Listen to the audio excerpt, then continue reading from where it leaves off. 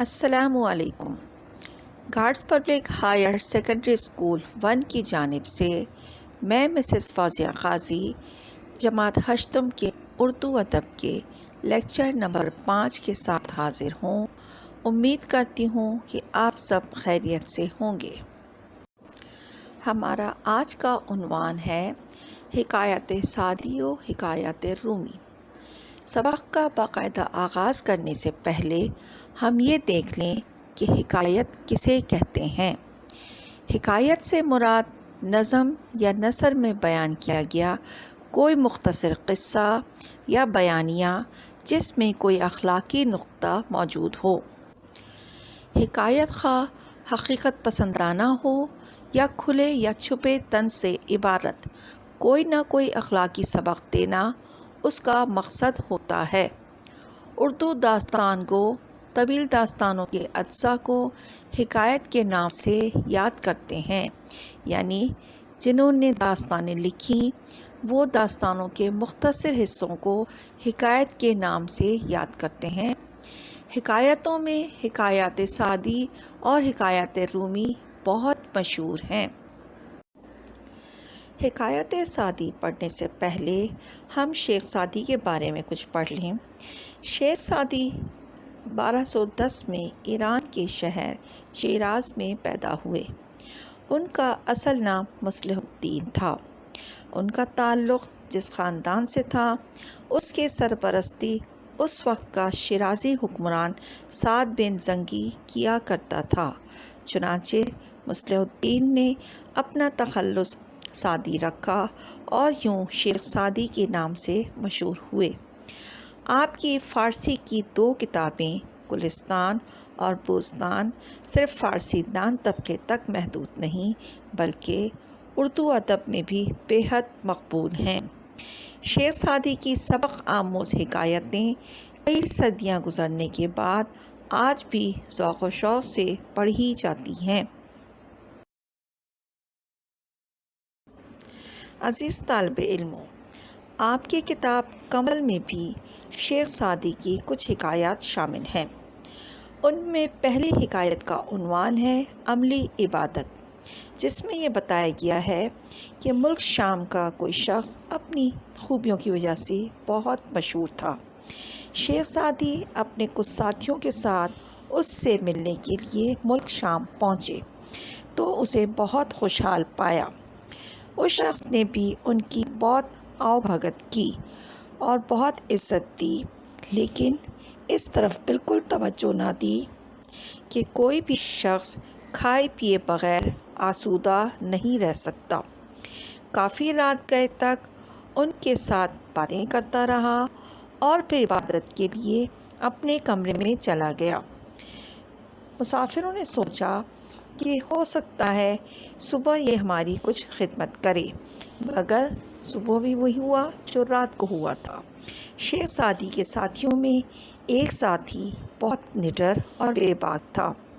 اس نے کہا، درویش کے لیے پیٹ بھرنے کا سامان زبانی گفتگو سے بہتر ہوتا ہے۔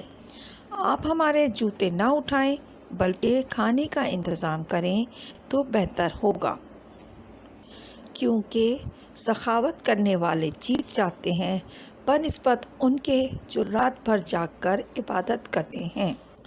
اس حکایت میں شیخ سعدی نے یہ بتایا ہے کہ عبادت افضل ہے، مگر عبادت صرف قولی نہیں ہونی چاہیے بلکہ عملی بھی ہونی چاہیے، یعنی اللہ کے حقوق کے ساتھ ساتھ اس کے بندوں کے حقوق بھی ادا کرنے چاہیے۔ جو لوگ ذاتی طور پر عبادت گزاری کو افضل جانتے ہیں اور لوگوں سے قطع تعلق ہو کر اپنی عبادت میں مشغول رہتے ہیں وہ غلطی پر ہیں۔ جی طالب علموں، اگلی حکایت کا عنوان ہے بھیڑوں کا چھتا۔ بھیڑ کہتے ہیں شہد کی بڑی مکھی، یعنی شہد کی مکھی کی ایک قسم جو بہت زہریلا ڈنک مارتی ہے، اور آپ کو معلوم ہے کہ جب شہد کی مکھی ڈنک مارتی ہے تو جس کو ڈنک مارا ہو اس کا کیا حال ہوتا ہے، یعنی اس کا جسم سوج جاتا ہے۔ تو قصہ کچھ یوں ہے، ایک شخص کے مکان کی چھت پر بھیڑوں نے چھتا لگا لیا۔ جس شخص کے گھر پہ لگایا تھا اس شخص نے ارادہ کیا کہ اس چھتے کو توڑ دے، لیکن اس کی بیوی بہت رحم دل تھی۔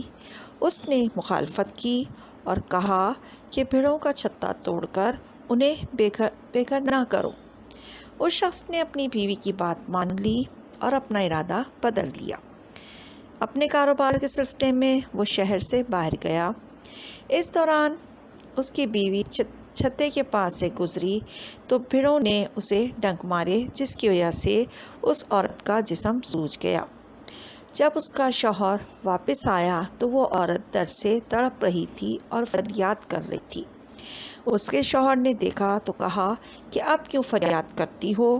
اگر تم نے مخالفت نہ کی ہوتی تو میں ان موذیوں کا صفایا کر چکا ہوتا۔ اس حکایت میں شیخ سعدی نے یہ درس دیا ہے کہ نیکی کرتے ہوئے بھی عقل سے کام لینا چاہیے۔ رحم اور مہربانی کے باعث اگر کوئی جابر و ظالم طاقتور ہو جائے تو کمزور خطرے میں پڑ جائیں گے۔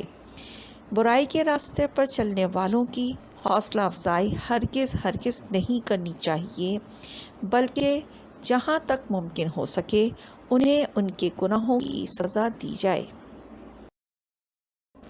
جی طالب علموں، اگلی حکایت تکبر کا انجام کے نام سے ہے، جس میں شیخ سعدی نے بتایا ہے کہ انہیں بچپن میں عبادت کا بہت شوق تھا۔ اپنے والد محترم کے ساتھ رات بھر جاگ کر قرآن مجید کی تلاوت اور نماز میں مشغول رہتے تھے۔ ایک رات والد محترم اور وہ حسب معمول عبادت میں مشغول تھے۔ ان کے قریب ہی کچھ لوگ فرش پر غافل سو رہے تھے، تو انہوں نے بے اختیار اپنے والد سے کہہ دیا کہ ان لوگوں سے اتنا نہیں ہوا کہ اٹھ کر تہجد کی نماز ادا کر لیتے۔ ان کے والد نے انہیں سمجھایا کہ دوسروں کو اپنے سے کمتر سمجھنے اور ان کی برائی کرنے سے تو بہتر تھا کہ آپ بھی سو جاتے۔ اس حکایت سے یہ سبق ملا کہ غرور نہیں کرنا چاہیے۔ یہ ایک ایسا گناہ ہے جس سے کم ہی لوگ بچ پاتے ہیں۔ غرور کو مٹانا عبادت کا اولین مقصد ہے۔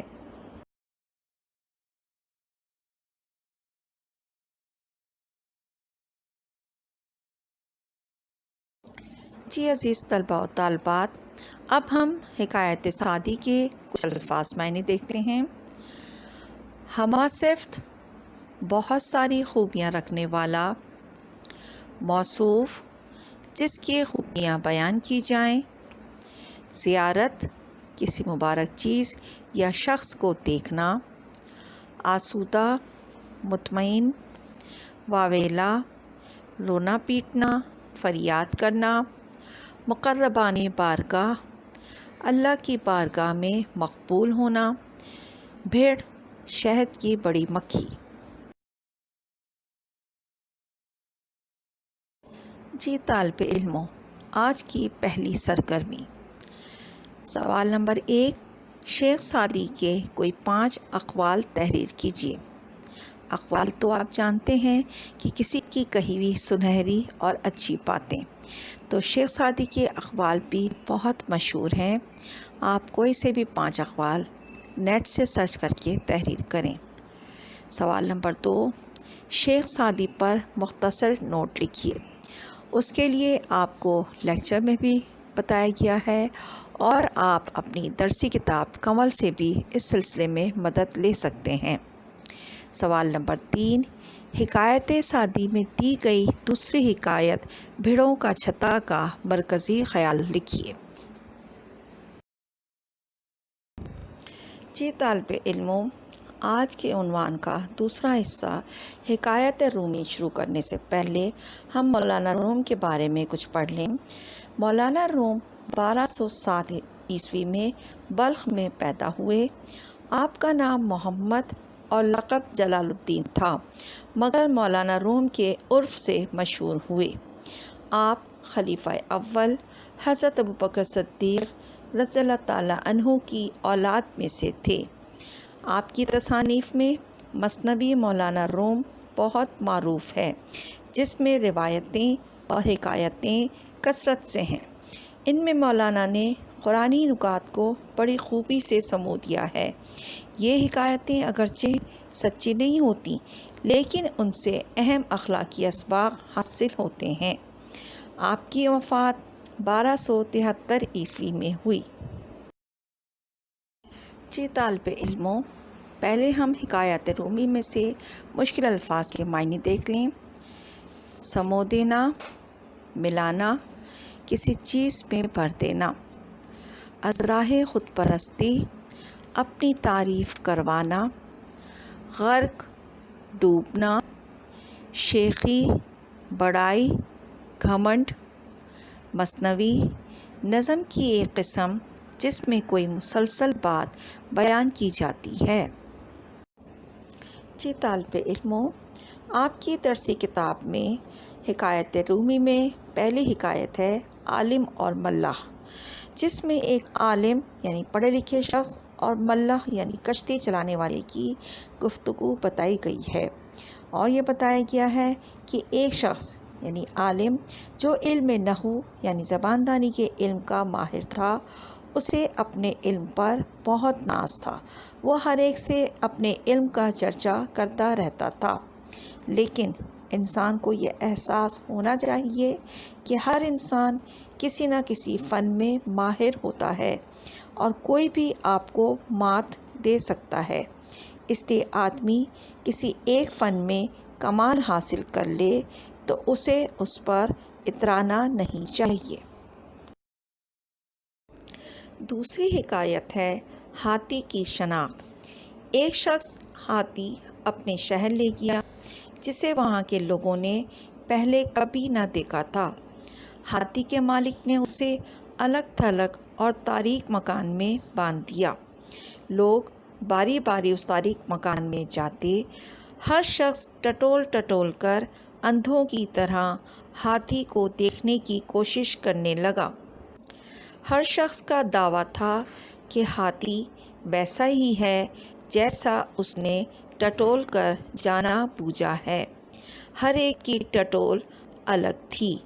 ہاں، اگر ان کے ہاتھوں میں اندھیرا دور کرنے والی شمع ہوتی تو یہ سارے اختلافات فنا ہو جاتے اور انہیں پتہ چل جاتا کہ ہاتھی کی شناخت کیسی ہے، یعنی ہاتھی کی شکل و شباہت کیا ہے۔ اس حکایت میں یہ بتایا گیا ہے کہ انسان ظاہری آنکھوں سے جو کچھ دیکھتا ہے تو اسے اس کی صحیح شناخت ہو جاتی ہے۔ اگر ہم دریا کو دیکھیں تو اس میں بہت کچھ موجود ہے، لیکن اگر ہم صرف لہروں پر غور کرتے رہیں تو دریا کی گہرائی، چوڑائی اور اندرونی چیزوں کے بارے میں نہ جان سکیں گے۔ لہٰذا ہر چیز کا بغور مطالعہ کرنے سے ہی اس کی بناوٹ اور افادیت کا پتہ چلتا ہے۔ جی طالب علموں، سرگرمی نمبر 2، مولانا رومی کے چند اقوال تحریر کریں۔ حکایت سعدی اور حکایت رومی کے الفاظ میں نے اپنی کاپی میں لکھیے۔ حکایت عالم اور ملاح کا مرکزی خیال تحریر کیجیے۔ جی طالب علموں، اب ہم آج کے سبق کا جائزہ لیتے ہیں کہ آج کے سبق میں ہم نے کیا سیکھا۔ آج ہم نے حکایت کی تعریف پڑھی، حکایت سعدی اور حکایت رومی کے بارے میں پڑھا۔ اس کے علاوہ شیخ سعدی اور مولانا رومی کے بارے میں بھی مختصر معلومات حاصل کیں۔ جی طالب علموں، آج کے لیکچر کے ساتھ ہی ہمارا اردو ادب کا پہلی سہمائی کا تمام کام مکمل ہوا۔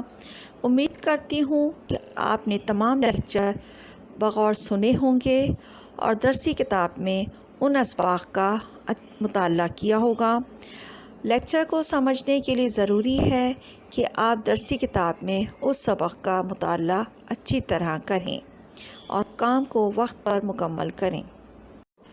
امید کرتی ہوں کہ آج کا لیکچر بھی اچھی طرح سمجھ میں آ گیا ہوگا۔ اب میں اجازت چاہتی ہوں، اپنا بہت خیال رکھیے۔ اللہ حافظ۔